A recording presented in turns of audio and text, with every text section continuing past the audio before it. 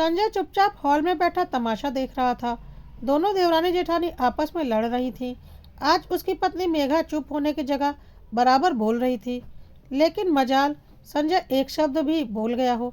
देवरानी विनीता गलत होते हुए भी अपनी गलती मानने को बिल्कुल भी तैयार नहीं हो रही थी। संजय ने मेघा को चुप कराने की कोशिश भी की, पर आज तो मेघा जैसे शेर पर सवार थी, किसी के रोके नहीं रुक रही थी। आखिर मन के अंदर का भरा हुआ सारा मवाद निकल निकल कर बाहर आ रहा था। आखिर सहन करते करते 1 साल हो चुका था। विनीता शुरू से ही तेज तर्रार रही है, हमेशा अपना काम मेघा पर डालकर खुद आराम से रहती थी। सासू माँ की तारीफ कर करके उन्हें अपने वश में कर रखा था। विनीता और मेघा की शादी एक ही दिन हुई थी, पर क्योंकि मेघा का पति बड़ा था, इसलिए मेघा का दर्जा जेठानी का था। मेघा पूरे परिवार को साथ लेकर चलने में विश्वास करती थी, इसलिए कभी किसी काम से इनकार नहीं करती। जबकि विनीता को सिर्फ अपने और अपने पति से मतलब था। ज़्यादा से ज़्यादा हुआ तो सास ससुर का कर दिया।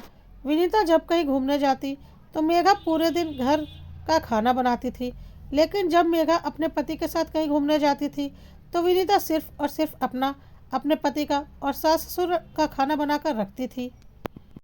शुरू में मेघा ने जब इसके खिलाफ बोला तो सासू माँ ने कहा, ये तो छोटी है, भूल जाती है। उसे लगा कि तुम लोग बाहर से खाकर आओगी।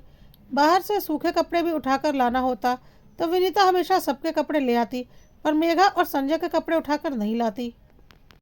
जब मेघा ने इस बारे में संजय से कहा तो संजय ने भी उसे ही समझाया, मेघा तुम बड़ी हो, तुम्हें तो परिवार को एक करके चलना है, इसे उसकी भूल समझकर माफ़ कर दो।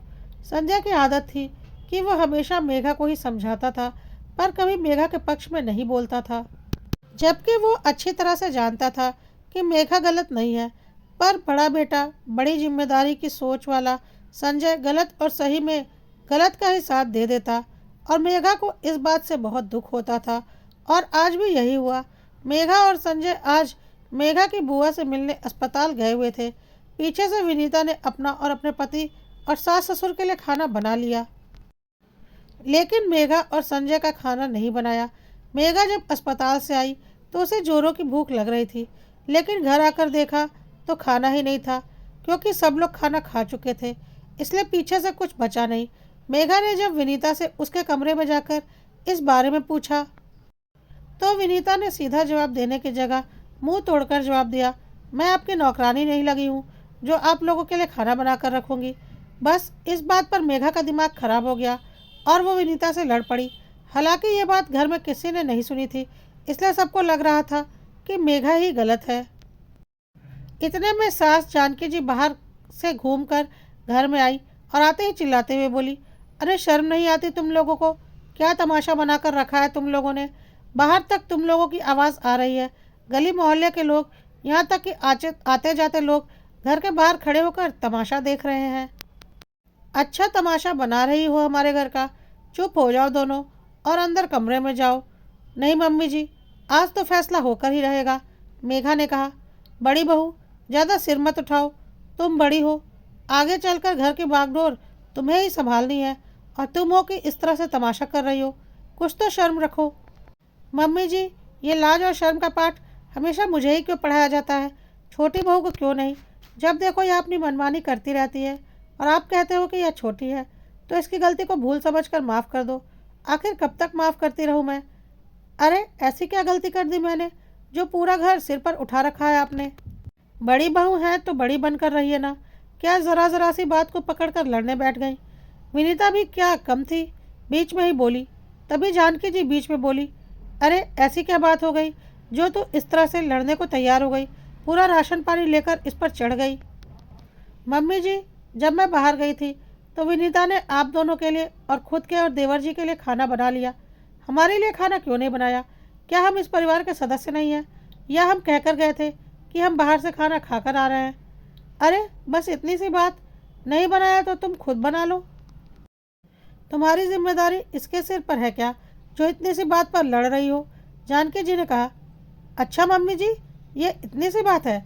जब ये लोग कहीं जाते हैं तो आप मुझसे पूरे घर का खाना बनवाती हो, लेकिन जब मैं और मेरा पति कहीं जाते हैं तो ये लोग हमारे लिए खाना तक नहीं बनाते। इसे आप परिवार कहते हो? मेघा ने कहा। हे भगवान, आज क्या दुर्गा सवार हो गई है इस पर। संजय, तू कुछ कहता क्यों नहीं? भला इतनी छोटी सी बात पर लड़ते हुए अच्छी लग रही है ये। जानकी जी की बात सुनकर संजय अपनी जगह से उठा और मेघा के पास आकर बोला, मेघा, क्यों तुम छोटी सी बात का बतंगड़ बना रही हो?